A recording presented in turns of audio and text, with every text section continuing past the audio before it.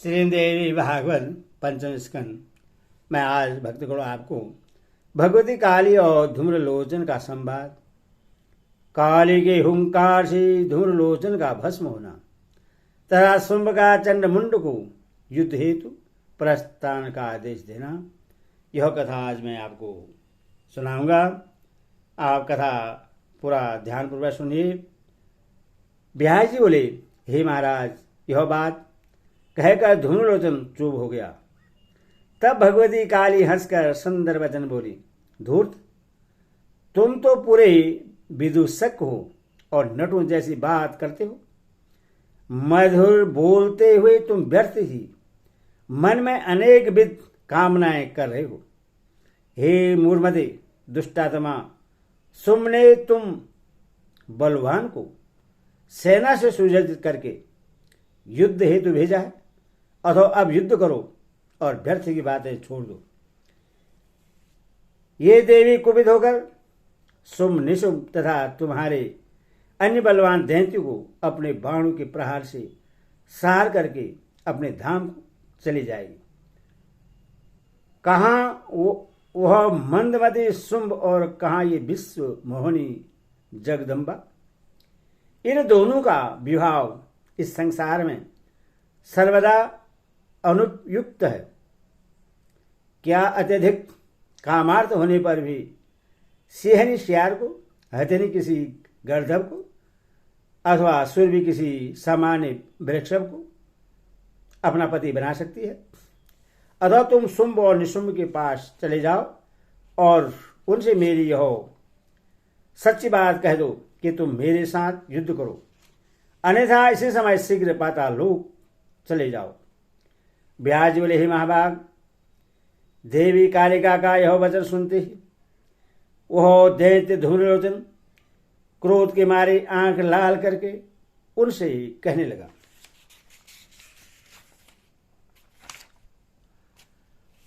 दूरदर्श से अभी तुझे तथा इस मंदोमत सिंह को युद्ध में मारकर और इस स्त्री को लेकर मैं राजा शुंभ के पास अवश्य चला जाऊंगा। कलह में अनुराग रखने वाली ही काली, रस में भंग पड़ने की शंका से मैं इस समय डर रहा हूं, नहीं तो मैं अपने तीक्ष्ण बाणों से तुम्हें अभी मार डालता। कालिका बोली, हे मंदबुद्धि, तुम अनर्गल प्रलाप क्यों कर रहे हो? धनुधर वीरों का यह धर्म नहीं है। तुम अपनी पूरी शक्ति से बाण चलाओ, तुम तो अभी यमलोक जाने वाले हो। ब्यास जी बोले, यह वचन सुनकर वह दैत्य धूम्रलोचन अपना सुदृढ़ धनुष लेकर भगवती कालिका के ऊपर पत्थर की शान पर चढ़ाकर तेज किए गए बाणों की घोर वर्षा करने लगा। उस समय इंद्र आदि प्रधान देवता उत्तम विमानों में बैठकर यह युद्ध देख रहे थे। वे देवी की स्तुति करते हुए उनकी जयकार कर रहे थे। परस्पर उन दोनों में बाण, खंड, गदा, शक्ति तथा मुसल आदि शस्त्रों से अत्यंत भीषण तथा उग्र युद्ध होने लगा। भगवती कालिका ने पहले अपने बाण प्रहारों से उसके रथ में जूते खच्चरों को मारकर बाद में उसके सुदृढ़ रथ को भी चूर्ण कर दिया। फिर वे बार बार अठास करने लगी। हे भारत, क्रोधाग्नि में जलता हुआ सा वह दानव धूम्रलोचन दूसरे रथ पर सवार हो गया और कालिका के ऊपर भयंकर बाण वृष्टि करने लगा। उसके बाण भगवती के पास पहुंच भी नहीं पाते थे कि वे उन बाणों को काट डालते थे। तत्पश्चात वे कालिका अन्य तीव्रगामी बाण उस दानव के ऊपर छोड़ने लगे। उन बाणों से हजारों सहायक सैनिक मारे गए। तत्पश्चात देवी कालिका ने उसके खच्चरों तथा सारथी को शीघ्रतापूर्वक मारकर उस रथ को भी नष्ट कर दिया। उसके बाद देवी ने अपने सर्प सदृश बाणों से शीघ्रतापूर्वक उसका धनुष काट डाला। ऐसा करके देवी ने देवताओं को आनंदित कर दिया और वे शंखनाद करने लगी।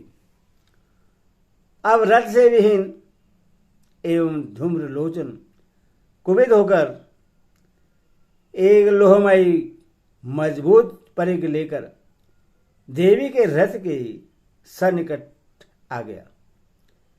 काल सदृश भयंकर वह धूम्रलोचन वाणी से भगवती काली को फटकारते हुए कहने लगा, कुरूपा तथा पिंगल नेत्रों वाली, मैं तुम्हें अभी मार डालूंगा।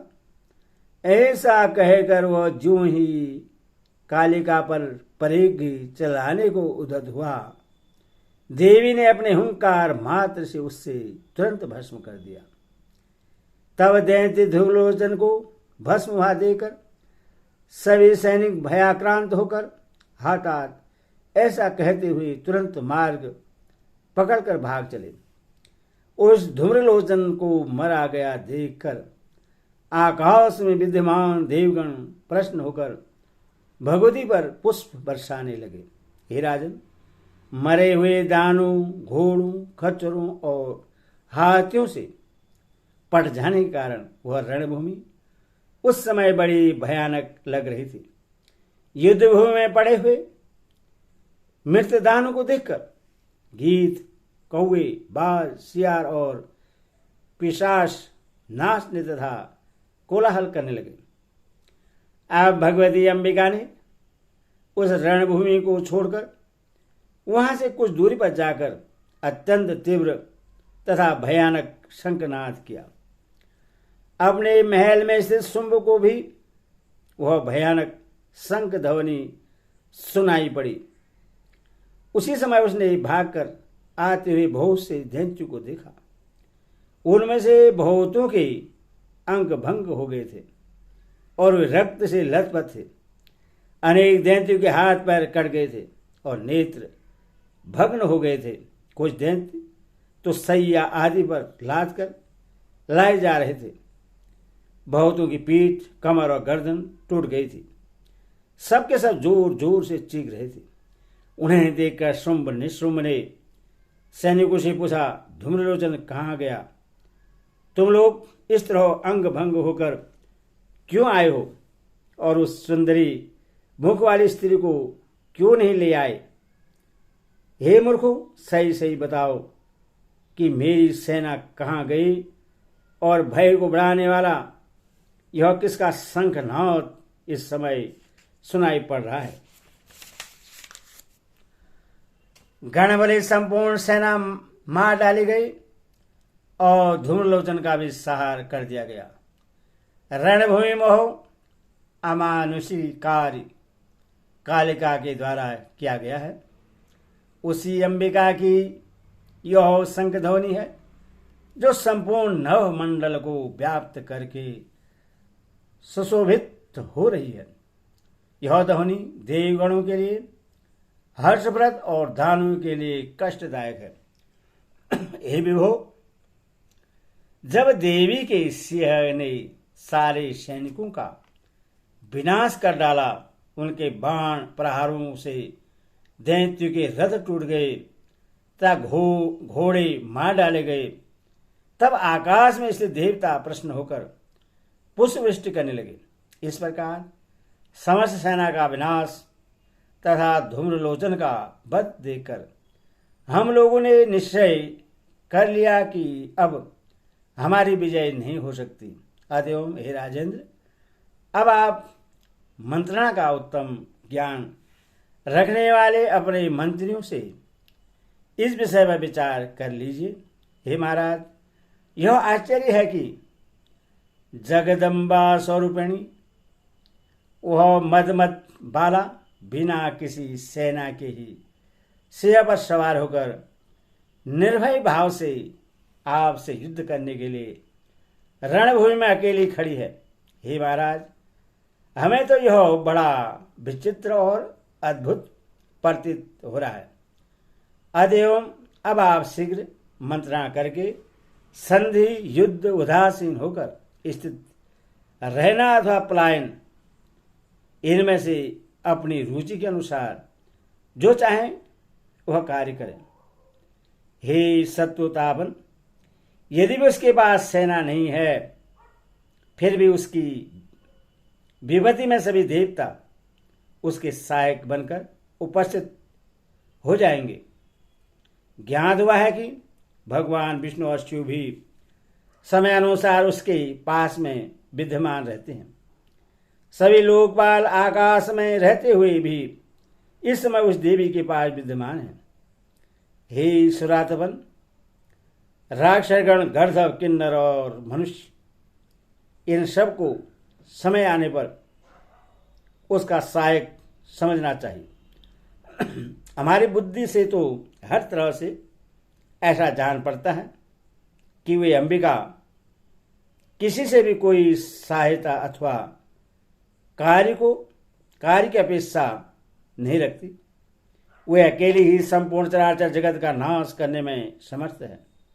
तो फिर सब दानों की बात ही क्या है? यह सत्य है। हे महाभाग, यह सब भली भांति समझ बूझकर आपकी जैसी रुचि हो वैसा कीजिए। सेवकों को तो अपने स्वामी से हित कर सत्य और नपीतुली बात कहनी चाहिए। व्यास जी बोले, उनकी बात सुनकर शत्रु सेना को विनष्ट कर डालने वाले सुम्ब ने अपने छोटे भाई निशुंभ को एकांत स्थान में ले जाकर वहां स्थित हो उससे पूछा, हे भाई, आज कालिका ने अकेले ही धूम्रलोचन को मार डाला, सारी सेना नष्ट कर दी और शेष सैनिक अंग भंग होकर भाग आए हैं। अभिमान में चोर रहने वाली वही अंबिका संग न कर रही है। काल की गति को पूर्ण रूप से समझना ज्ञानियों के लिए भी अत्यंत कठिन है। काल की प्रेरणा से तृण वज्र बन जाता है और वज्र तृण बन जाता है और बलशाली प्राणी बलहीन हो जाता है। देव की ऐसी विचित्र गति है। हे महाभाग, मैं तुमसे पूछता हूं कि अब आगे मुझे क्या करना चाहिए? ऐसा लगता है कि यह अंबिका किसी उद्देश्य से यहां आई हुई है, अतः निश्चय ही वह हमारे भोग के योग्य नहीं है। हे भी, तुम मुझे शीघ्र बताओ कि इस समय भाग जाना उचित है या युद्ध करना। यदि तुम छोटे हो फिर भी इस संकट के समय मैं तुम्हें बड़ा मान रहा हूं। निशुंभ बोला, हे अनक, इस समय न तो भागना उचित है और न तो किले में छिपना ही ठीक है। अब तो इस स्त्री के साथ हर प्रकार से युद्ध करना ही श्रेष्ठकर है। श्रेष्ठ सेनापतियों को लेकर मैं अपनी सेना के साथ युद्ध भूमि में जाऊंगा और उस कालिका को मारकर तथा अबला अंबिका को पकड़कर शीघ्र यहाँ ले आऊंगा। और यदि बलवान देव के कारण इसके विपरीत हो जाए तो मेरे मर जाने पर बार बार सोच विचार कर ही आप कोई कार्य कीजिएगा। छोटे भाई निशुंभ की यह बात सुनकर शुंभ ने उससे कहा, अभी तुम ठहरो, पहले पराक्रमी चंडमुंड जाएं। खरगोश पकड़ने के लिए हाथ ही छोड़ना उचित नहीं है। चंडमुंड बड़े वीर हैं, अतः वे ये दोनों उसे मार डालने में हर तरह से समर्थ हैं। अपने भाई निशुंभ से ऐसा कहकर और उससे परामर्श करके राजा शुंभ ने समक्ष बैठे हुए महान बलशाली चंडमुंड से कहा, हे चंड और मुंड, तुम दोनों अपनी सेना लेकर उस निर्जय मंदोमत अबला का वध करने के लिए शीघ्र जाओ। हे महाभागे, रणभूमि में पिघ नेत्रों वाली उस कालिका को मारकर अब अंबिका को पकड़कर यह महान कार्य करके यहाँ लौट आओ। यदि यह मंदोमत अंबिका पकड़ी जाने पर भी नहीं आते तो अपने अत्यंत तीक्ष्ण बाणों से उस रण भूषिता का भी वध कर देना। यदि श्रीमद्देवी भागवत महापुराण अष्टारं पंचस्कन्धेयारं युद्धं चण्डमुण्ड प्रेषणां पंचमोऽध्याय हरि ओम तत्सत् हरि ओम।